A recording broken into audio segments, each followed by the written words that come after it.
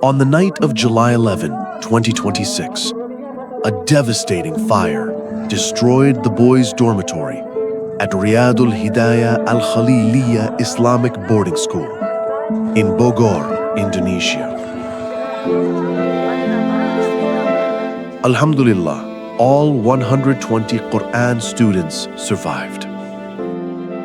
But in just a few moments, they lost everything: their clothes, mattresses, prayer garments, school supplies, and personal belongings.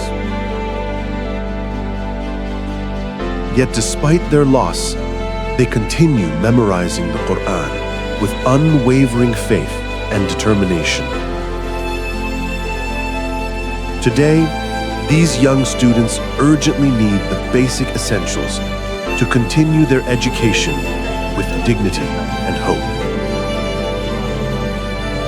Your sadaqah can help provide clothing, bedding, prayer essentials, hygiene kits, and school supplies.